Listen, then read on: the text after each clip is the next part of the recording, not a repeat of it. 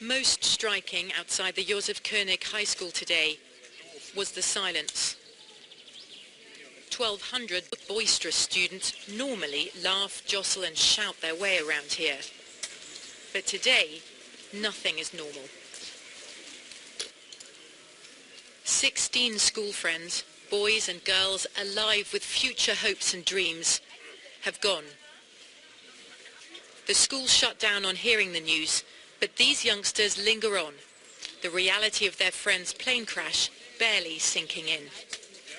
We were confused because we didn't really know why we should leave school, and then we heard it from the news and it was just shocking. I always think, well, tomorrow they will be there again and I can ask them about how the trip was and what they did, and I think that I will see them again and that they will tell me all the stories and everything they did and all the adventures, but so I cannot really think of them as dead people. As evening came, not knowing what to do, where to go, how to react, hundreds of lost-looking teenagers made their way to a memorial mass. A private place to grieve with friends and neighbours, away from the cameras. The church is still packed inside, candlelit and filled with the pain of a community unwilling and unable to say goodbye to those 16 teenage boys and girls who died today. The priest has told families and friends they can stay all night if they want to, lighting candles and trying to find some comfort. The names of the dead were read out in church, as if called from a school register. The finality and the loss are now sinking in.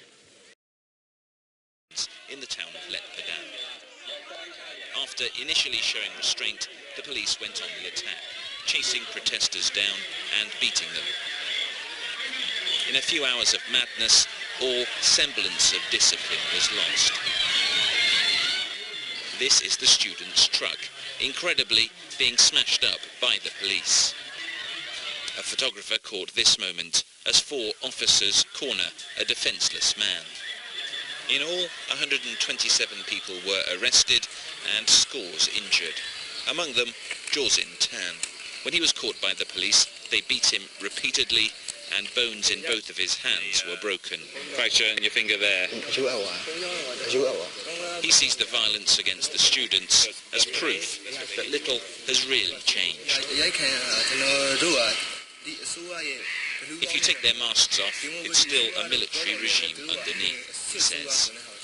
Last week, when I spoke to Myanmar's president, I asked him whether he had any regrets about the way the students had been treated.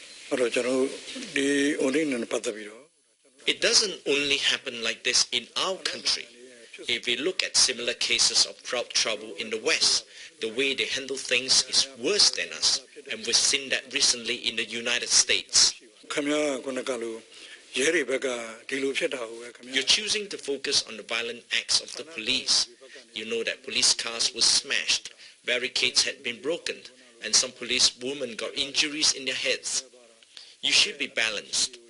Some see in the events in Letpadan an indication that if you scratch the surface, you see that the reforms here haven't gone very deep.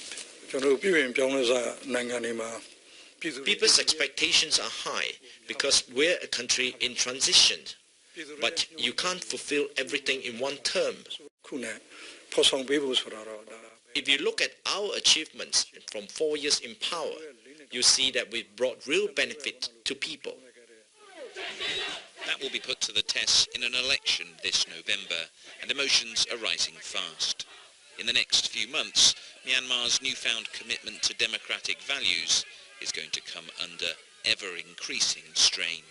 Jonah Fisher, BBC News, Myanmar.